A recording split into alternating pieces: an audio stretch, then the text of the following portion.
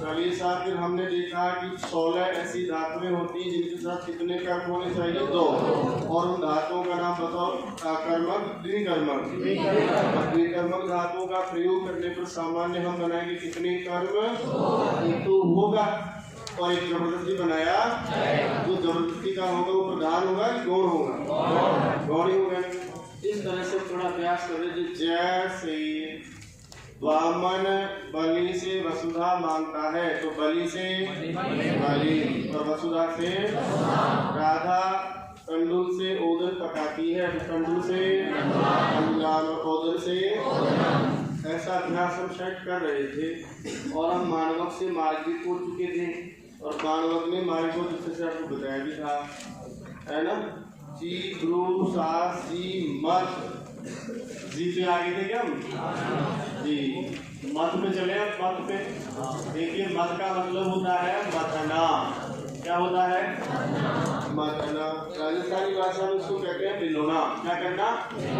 जैसे सुबह सुबह आपने देखा होगा धमड़ धमड़ राजस्थानी भाषा में शुद्ध होता है, उसके लिए हम प्रयोग करते हैं। यहाँ क्रिया का रूप जो बनेगा वो बनेगा मुस्नाती। बोले जरा, और बोले मुस्नाती चोरी करता है। जैसे उदाहरण के लिए देवदत्त नाम का ही लड़का ज्यादा परीक्षा में आता है और वो यज्ञदत्त से ही ज्यादा चोरी वोरी करता है, तो देवदत्त यज्ञदत्त से 100 रुपए चुराता है। कितने रुपए चुराता है भाई? चोरने का मीनिंग क्या हो सकता है? मुस्नाती। देवी और सज्जनों मैंने कहा था इसी अर्थ वाली कोई और धातु भी होती है तो बताइए, हम उसको भी ले सकते हैं ना? एक चुर धातु होती है, नाम सुना आपने? बोलो देखिए, चोरयती, चोरयता, चोरयसी, चोरयथा, चोरयत, चोरयामी, चोरयावा, चोरयामा।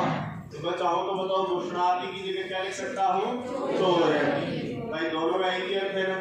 जब इस धातु का इसका प्रयोग किया जाएगा तो बताओ कितने कर्म बनाओगे?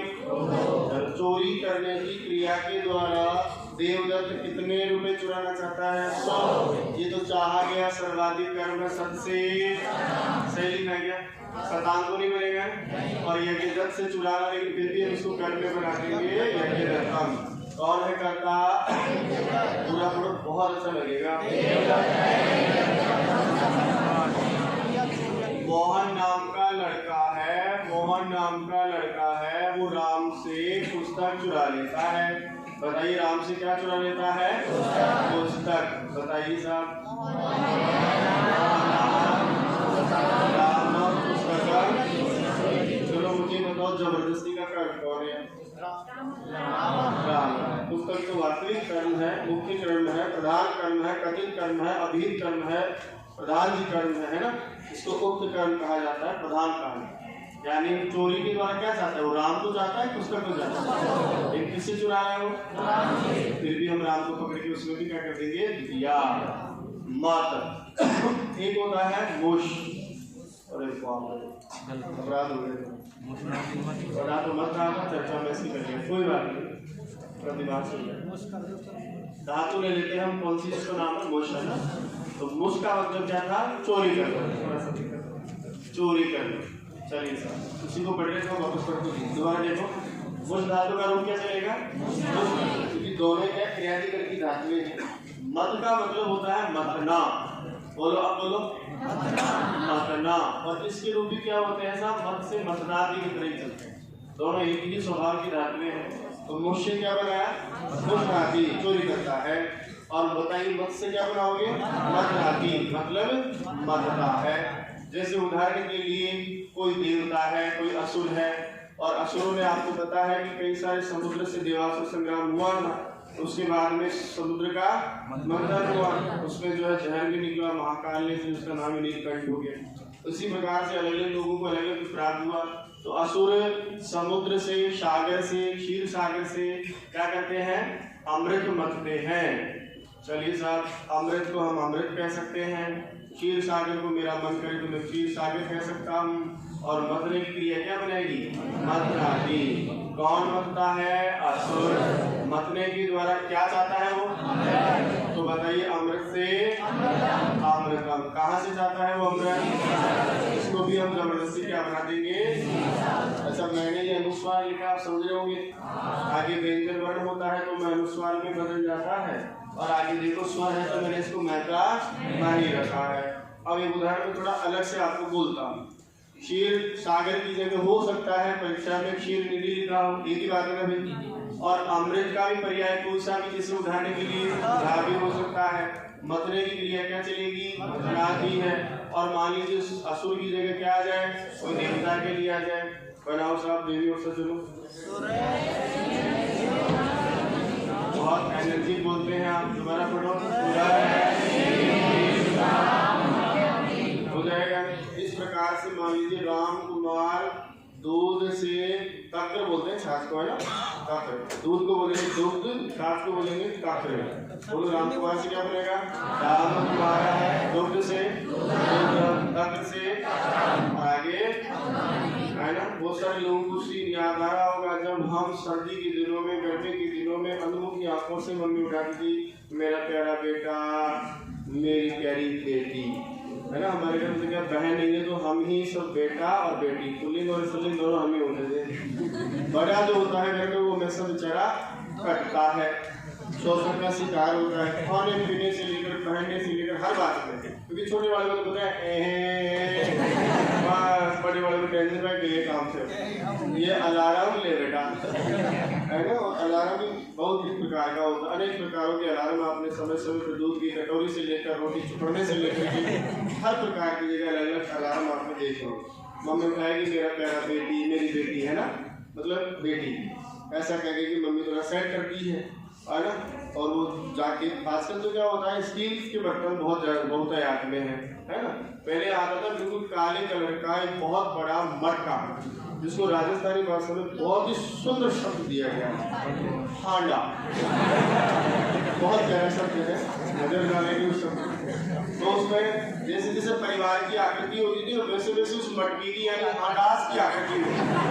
छोटा परिवार लिटिल हांडा, that handi they cast handi, if family very very big, then big handa। अब क्या करती थी मम्मी, दिनों में आके जब हाथ में ले बेटा ले ली, थोड़ा सा हाथ में पकड़ चल चालू कर जा, अब ये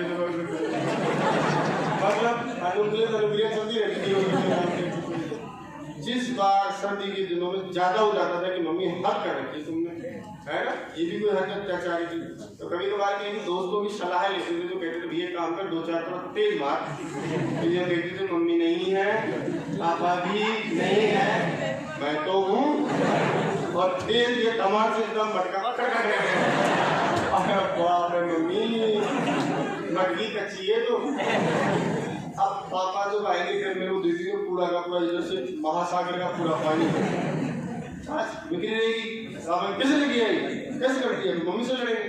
अब मम्मी ये भी नहीं कर सकती कि मेरे बच्चे से करवा के तू कहाँ गई थी, पत्नी का दुश्मन पति और पति का दुश्मन पत्नी, इसलिए वो आपस में समझते हैं। कभी भी वो स्वीकार नहीं करेंगे कि बच्चे से काम क्यों कर रहा, क्यों करती, ताकि डांटने का मौका तो मिले ना। ऐसा अच्छी चीज है। एक धातु का नाम होता है एक धातु का नाम होता है क्री। एक धातु का नाम और एक धातु का नाम, देखिए लगभग अर्थ समान है, ले जाने का भाव विचारों का है, लेकिन थोड़ा थोड़ा भाव अलग है। चलिए साहब, इसका मतलब होता है ले जाना, है ना, ले जाना। क्रिया बनेगी नयति, नयता, नयति।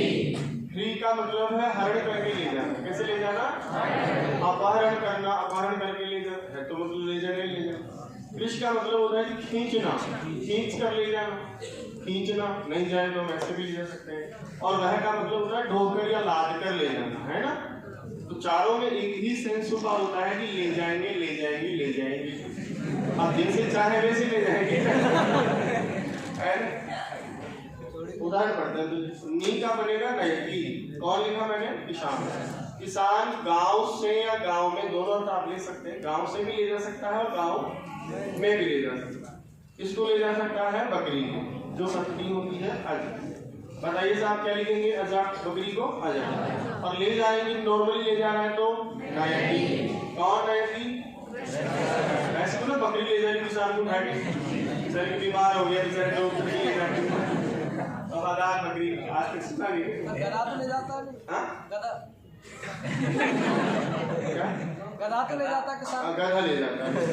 गधा अपने जैसे कई सारे प्राणियों को ले जाता है। बचपन में बहुत सारे लोगों को याद आ रहा होगा गधे को पकड़ के उसके ऊपर बैठ करके अपने आप बाहुबली से कम तो भी उसने अनुभव किया है। और तो और बाहुबली के साथ कटप्पा और उसका तो घोड़ा अलग मिला है, और गधे के साथ में कॉम्प्रोमाइज करते हैं पूरा का पूरा, दो नहीं पाएगा एक में बैठा जब तक कि घोड़ों मर को नहीं। ये होता है गधों की गधे की सवारी। बहुत सारे लोग मैं भी भैंसों का तो नहीं चढ़ा, तालाब में जो भैंस के पानी में उसके ऊपर बैठ के उसको महाराष्ट्र में हुर्रे हुर्रे कहते हैं, हुर्रे हुर्रे। राजस्थान में भी किसान ले जाता है। कौन ले जाता है बताइए? किसान किसको ले जाना चाहता है? गाँव को तो नहीं ले जाए। ये हो गया सर्वाधिक चाहा गया कर्म। क्या बनाओगे? और बताइए जबरदस्ती किसको बनाओगे? समझ में आई बात? तो स्वर था तो मैं लिखा है, आगे व्यंजन है तो मैं लिखा। अब हम चाहे तो ऐसे भी कह सकते हैं किसान गांव से बकरी को चोरी करके ले जाएगा, भारत करता है, भारत खींच के ले जाए, बकरी नहीं जाना चाहती तो जबरदस्ती क्या लिखेंगे? कर्षण की। और मान लो बकरी थोड़ी वजन में हल्की है, आगे ले जाएगा तो क्या कहेंगे? बाहर की रहता है। पहले हमारे घरों में बकरियां थी साहब, तो हमने देखा है व्याकरण के इस प्रयोग को।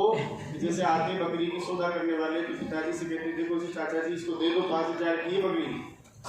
आपने देखा होगा हर चीज को बढ़ा के बोलते हैं। आजकल मार्केट में आप 100 रुपये चीज लो 500 रुपये, इसको बोलते हैं बार्गेनिंग, है ना। तो 50 रुपये बोलते तो भी पता है साथ में बातें चल रही थी कि ये बकरी 2-4 दिन में तो क्या तो ढूंढ देगी, है ना। लेकिन उसको कहेंगे भाई साहब खिलाया दुष्ट बनाया है, मेरे घर का चिराग है ना, मेरी शान और शौकत है, इसको कैसे 5,000 में दे दूं? यदि मान लो सौदा बैठ गया तब तो आप क्या क्रियापद करेंगे? ले जाने वाला कहेगा आपको ले जा रहे हैं, लेकिन सौदा नहीं बैठा, बोला ठीक है अंकल जी देखेंगे रात को। लेकिन फरार हो गया, तब क्या कहेंगे? बकरी को ले जा रही रखिए, चलो सौदा हो गया 5,000 4,500 5,500 करके काम हो गया। आपने देखे होंगे आजकल गाड़ीज में, हिंदी में गाड़ी में, गाड़ियों में तो गाड़ियों में डिस्क ब्रेक होते हैं आजकल जगह की जगह। मैंने वो डिस्क ब्रेक सबसे पहले अपने घर में बकरी के ही देखे साहब, रस्सी गले में लटका के वो आदमी देख रहा है और बकरी दोनों पैरों में जाओ। दुनिया अब बढ़ाती है हमारे तो बकरी पहले से प्रयोग में इसको और बीच का यदि ब्रेक का कम्युनिकेशन खत्म हो जाए, सामने दीवार हो पेड़ हो आदमी तो उसको राजस्थानी में कहते खा भाई बछीड़ तो सदमे में आ जाता है। और मान लीजिए साहब ऐसा भी ना हो, बकरी हल्की है तो आपने देखा होगा पहले लूना और पहनकर गाड़ी आती थी। क्यों रखता था आदमी लूना और पहनकर? क्योंकि उसकी स्पीड इतनी होगी जितनी पैदल बकरी भाग सके। तो मान लो पैदल बकरी भागती जाए गिर भी जाए तो उसको ज़्यादा चोट नहीं आती। अब आप मान लीजिए 350 या 550 एनफील्ड रॉयल में बैठे हैं और बकरी को ले जा रहे हैं, तो आपको पता है कि वो रोके ही नहीं रुके, संतुलन से बैठे। तो लूना क्या होती है? पैरों से भी रुक जाती है। देखा महिला स्कूटी में ब्रेक का प्रयोग करता है, पैरों का गला आगे झुका जाता है। वो अनुक्रिया कर लेती है कि ब्रेक काम में नहीं लेना, मेरे पास खर्चा लेते घिसेंगे नहीं लेना, इसका कुछ नहीं करना। 70-50 100 दूसरे की चप्पल आती थी, ले तो 1,000-2,000 की। तब क्या करेगा आदमी? कमजोर बकरी है तो उस लूना पे डालेगा, क्या कहेंगे आप? ओह 4 धातुओं का लगभग भाव थोड़ा अलग है, ले जाना, उठा के ले जाना, चोरी करके ले जाना, लेकिन सामान्य हम अर्थ करेंगे तो एक ही अर्थ होता है ना। इस प्रकार पूरा करवानी पड़ा। धातु हमारी अगली मोस्ट जो भी नंबर है सीरियल में आएगी।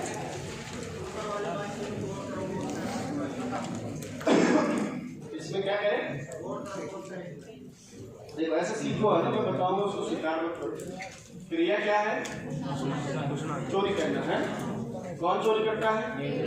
चोरी करने के द्वारा देवदत्त क्या चाहता है? चोरी करने से क्या चाहता है वो?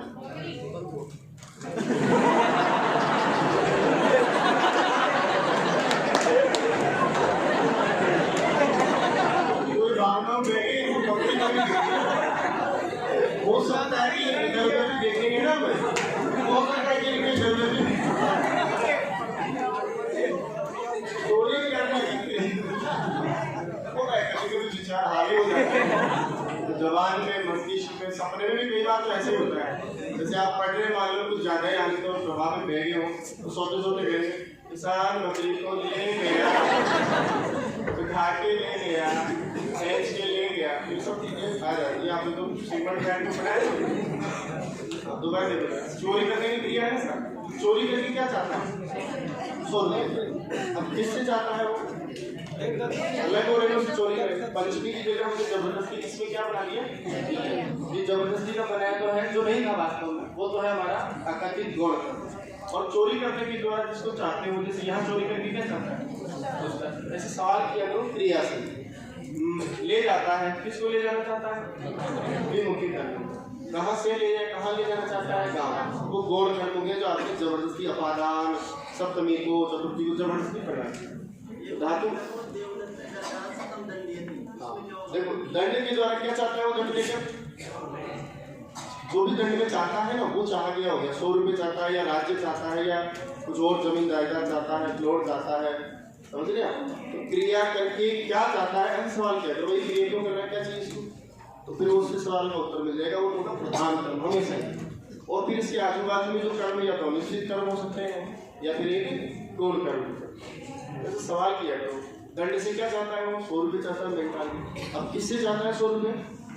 फिर वो बाजार का मैटर था। मैं आपसे 5 रुपये ले रहा हूँ, या तृतीया या फिर पंचमी, लेकिन हमने कहा कि नहीं भैया यहाँ तो वो जबरदस्ती का कर्म गौण कर्म। मुष्ट धातु है, चोरी करना अर्थ है, मुष्णात रूप बनेगा। 11 रूप है शायद, जो भी 11-12 मुष्ट। देवदत्ता यज्ञ दत्ता सकल। देखो अंडरलाइन में गौण को किया, गौण पढ़ रहे हैं, मुख्य तो पढ़ी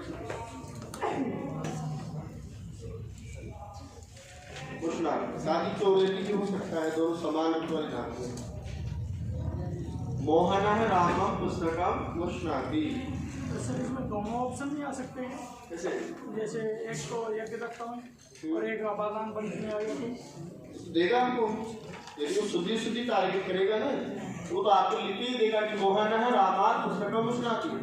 लेकिन आपको क्या करना है कि भैया मुष्ट धातु आई है, पंचमी नहीं करेंगे हम तो। इसी करें हम 16 धातुओं के साथ। पर सर जैसे वो इसको कर्म नहीं दे और पंचमी दे दे तो फिर पंचमी भरनी पड़ेगी? ना पॉसिबल ही नहीं। या तो इसको हटाओ, फिर इस क्रिया को हटाओ। जब भी क्रिया आएगी 2 ही कर्म लेके आएगी, वरना आएगी नहीं प्रयोग में, अनुवाद में नहीं आएगा। राजा भोजन पकाएगी तो कुछ ना कुछ और भी साथ में पकाएगी। नहीं मैं उसकी नहीं कह रहा। जैसे हमने उसमें पढ़ाया ना, राम से पुस्तक लेता है, हिंदी की बात कर रहा हूँ, तो वहाँ राम से वो साथ में चल रहा है कारक भी, तो यहाँ जैसे वो साथ में कारक भी ले गया है पंचमी अपादान में। लेकिन क्रिया क्या प्रयोग करूँगी आप? नहीं, जैसे ये क्रिया है चोरने वाली, हाँ, तो ये क्रिया ये 2 कर्म के बिना आएगी, उसका तो इसका प्रयोग ही नहीं कर सकते आप। 2 कर्म लिखने पड़ेंगे आपको। जैसे आप लोग कहो ना कि देवदत्त यज्ञदत्त से चोरी करता है, तो आप कहीं लिख ही नहीं सकते इस बात की, क्योंकि वो धातु ही क्या है? तो ये कर्मक वो आएगी नहीं बराबर। अगला का मत धातु है। धातु का नाम था मत, तो रूप बनेगा मत नाती।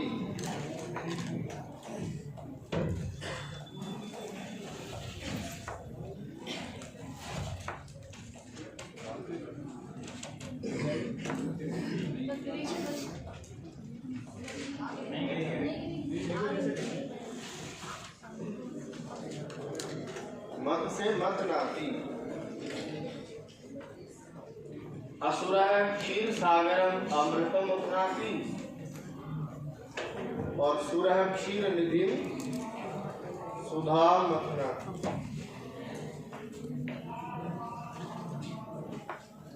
सुर क्षीर निधि सुधा मथनाती।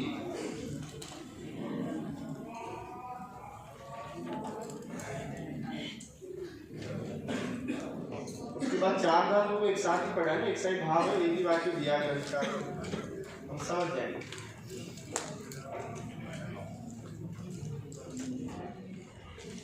नी मतलब ले जाना, री मतलब हरण करके ले जाना, कृष्ण मतलब खींचना, और वह मतलब धोना। जैसे छात्र घर से धन ले जाता है, तो सर मुझे 2 ऑप्शन देने पड़ेंगे जब भी मैं इस क्रिया का प्रयोग करूँ है। उसको आप बना लेंगे, ऐसी मेरी आशा है आपसे। क्या बनेगा? छात्र गृह धनम। आपको आदत में डालोगे 2 कर्म बनाने बस बात में।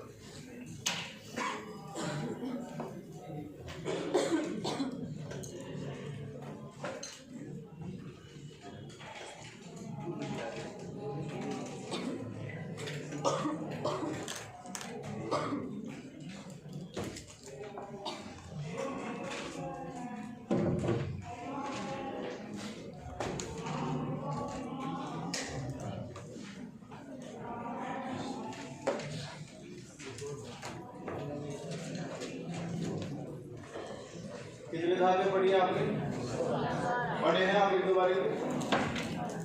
याद करें थोड़ा बहुत, या किसी के लिए छोड़ दी हो आप देवी देवताओं की?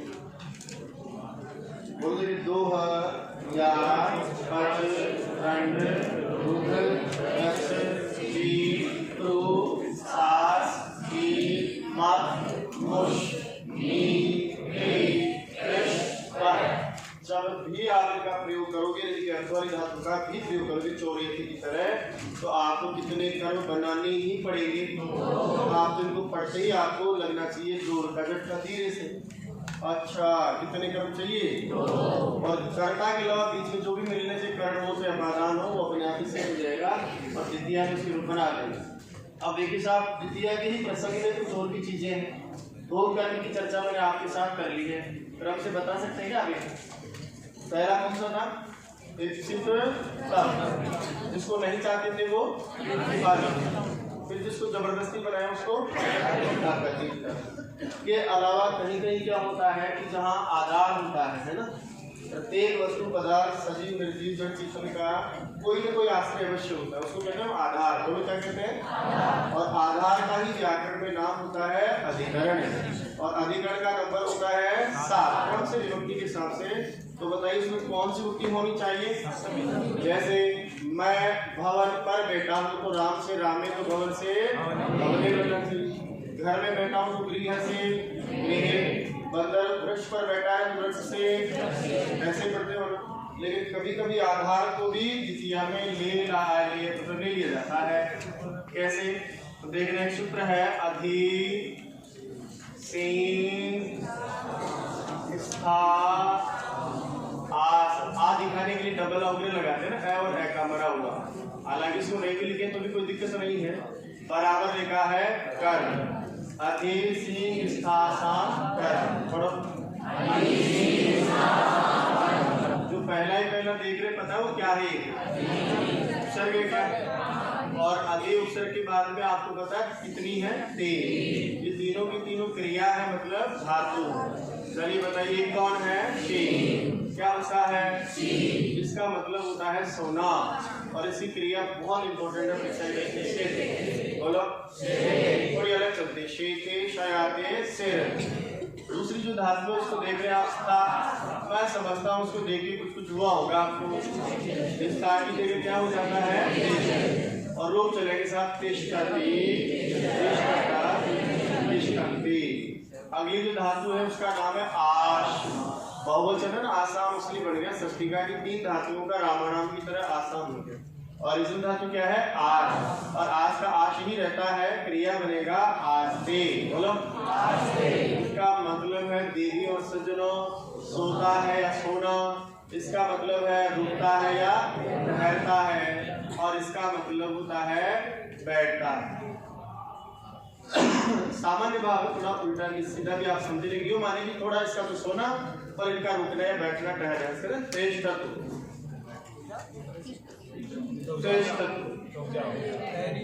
बैठ जाओ महाराजा, बैठ जाओ महारानी जी, बैठ जाओ। अभी तो महाराजा जी जा रहे हैं तो महारानी जाके अब सिंह से, स्था से, आस से। अब मान लीजिए साहब कहते हैं सूत्र का समझना कि नॉर्मली चर्चा यदि मैं आपके साथ करूं तो बताओ सोने का जो आश्रय होगा तो कहीं ना कहीं तो सोता है आदमी, जैसे पर्यंक पर सोता है तो पर्यंके शेते, है ना। इसी प्रकार मान लीजिए कट मतलब कटाई, तो कट से क्या बोलते हैं आप, कटे शेते। जहाँ भी बैठने की जगह है उसको भी हम आधार ही कहते हैं। जैसे कुर्सी पर बैठता है, कुर्सा पर बैठता है, टेबल पर बैठता है, टेबली पर बैठता है, उसी प्रकार से यहाँ पर भी, इसी पर भी, इस पर भी। तो इन तीनों ही चीजों का कोई ना कोई क्या होता है, आधार। और आधार में आप क्या करते हैं पता है आपको, सप्तमी। लेकिन नियम सुनना कि सींग स्था और आस धातु से पहले कौन सा अक्षर हो, तो फिर कहते हैं कि वहां जो आधार होगा इन तीनों धातुओं का, उस आधार की वैसे तो कौन सी विभक्ति होगी, लेकिन सप्तमी यहाँ नहीं करेंगे। और कर्म संज्ञा करके सीधा पढ़ता में थोड़ा आपके लेवल के हिसाब से, तो क्या करेंगे हम, तो भैया कटे नहीं बनेगा, फिर कटम। पीले नहीं बनेगा, फिर पिलम। गृह नहीं बनेगा, गृहम। वने नहीं बनेगा, वनम। आसंदे नहीं बनेगा, आसंदम। थोड़ा समझ रहे था, बोला कैसे, तो ये देखिए साहब, जैसे उदाहरण के लिए मान लीजिए राम वन में सोता है बेचारा, 14 वर्ष का वनवास हो ना राम को, तो राम कहाँ सोता है, वन में। अब मुझे बताइए शेते लिखूं कि अधिशेते लिखूं, सोता है। लेकिन मैंने सुना है कि राम तो जंगल में ही रुकता है, तो बताइए फिर अधितिष्ठति या केवल तिष्ठति, अधितिष्ठति। और उसी प्रकार से मान लीजिए बैठता है तो अधिष्ठाते, यदि अपनी बराबर यद्यपि, तो अधि प्लस आस को जोड़ना पड़ेगा। बहुत अच्छा पढ़ा साहब, और थोड़े तो सोता है, रुकता है, बैठता। कौन बैठता है भाई, क्रिया का जो करता है उसमें, आप बताओ कहाँ बैठता है, जहाँ बैठेगा वो आधार होगा। आधार भी हमारे दिमाग में सप्तमी है ना, वन में काट पर, तो मैं पेपर में सप्तमी होनी चाहिए। लेकिन नियम कहता है कि भैया सेते आज और तिष्ठति से पहले कौन आ जाए, तो फिर हम सप्तमी नहीं बल्कि बताओ वनम से वनम। मैं लिखा समझ गए होंगे आप, रहेगा। चलो उसी प्रकार से मान लीजिए मैं ऐसा नहीं कहता, मैं कहता कि देखिए छात्र जो है वो सामान्य क्या करता है, घर में सोता है ना भाई। घर का मीनिंग क्या होगा, सोता है। क्या लिखेंगे, अधिशेते। कहाँ अधिशेते, कहाँ, गृह। बताओ गृह लिखो, गृह सही है क्या। और देखिए सामान्य मैंने कहा जी गुरु जी महाराज कुर्सी पर बैठते हैं। किस पर बैठते हैं, प्रियो सज्जनों, कुर्सी के दो शब्द होते हैं, एक का नाम और एक होती है आसंदी। दोनों होते हैं ना हिंदी और संस्कृत में पर्याय के लिए, एक होता है आसन और एक होती है आसंदी। बैठता है कि क्या लिखेंगे आप, अध्यास के अधिष्ठति। कौन अधिष्ठति अध्यास के, गुरु से क्या बनेगा। अब ये राम की तरह है तो राम की तरह ही बनेगा, राम से रामम, तो आसंद से नदी की तरह बनेगा, नदी से नदी, तो आसंदी से आसंदी। जहाँ भी बैठे गुरु जी का मन करे, गुरु जी का मन करे पेड़ पर बैठ जाए, रक्षण कर देते हैं। लीजिए साहब एक और गुरु जी होते हैं महान, उनका नाम क्या होता है, वानर। वानर बताओ कहाँ बैठता है, तो लिखेंगे साहब अध्यास्ति। कहाँ बोलो देखिए, कहाँ, क्या लिखेंगे, हो गया ना। मैंने सुना है चूहा मिल में सोता है, आपने भी सुना है क्या, चलिए देखा कभी चूहे को सोते नहीं, तो कैसे कह दिया, हाँ हमारे जैसे विद्यालय में क्या है कि कुछ लड़कियों का स्वभाव है, जी कारा इतना जोर से बोलती है, यहाँ सर, हाँ सर। तो एक आध बार ऐसे भ्रम में रहा, बहुत बढ़िया समझ में आ रहा है, तो ऐसे जोर से बोला, मैंने कहा चलो बताओ, मैंने क्या बताया। इधर दृष्टि थोड़ी आशावादी, मैंने नेत्रों से इधर देखा, इधर देखा, सबसे निराशा। उस दिन के बाद समझ लीजिए कि ये बच्चों का मायाजाल है। मासी जी बोलता रहे, फालतू बीच में अटका के देखने से जी सर, इतना जोर से, मतलब बहुत अच्छे से, मतलब मजबूत हो जाए। जैसे गाँव में एक बुजुर्ग आदमी कहानी सुनाता था, मुझे आज भी याद है, अभी आज भी बैठते हैं तो वही बात है, बैठते हैं ना, एक व्यक्ति का स्वभाव है कि जब भी कहानी सुनाएगा दूसरा उसका सपोर्टनेस, फीडबैक को पुनर्वलन शब्द कहते हैं। तो भैया पुराने जमाने में अयोध्या नाम के राजा जो करा था राम, अरे अब अरे किसी ने नहीं बोला ना, तो वो आदमी लकड़ी लेके अरे कहाँ जाती अरे अरे, और वो 2-3 बार कहते तो मतलब बहुत ही प्यारी कथा का वाचन हो रहा है और बड़ा आनंद आ रहा है पूरे से।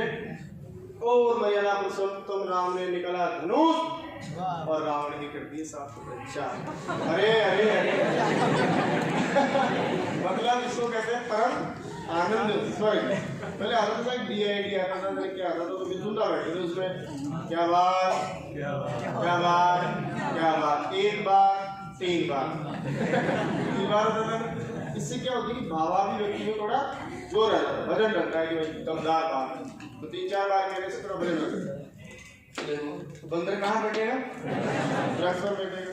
मूंछ वाला होता है चूहा, इसलिए मूंछ वाले के लिए इसको क्या बोलते हैं?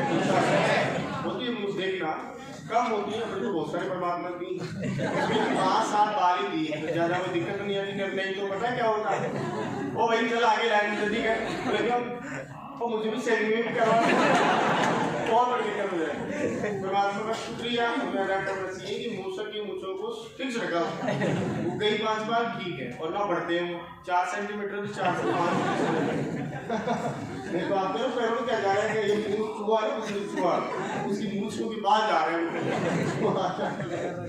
सुबह कहाँ रहता है? दिल।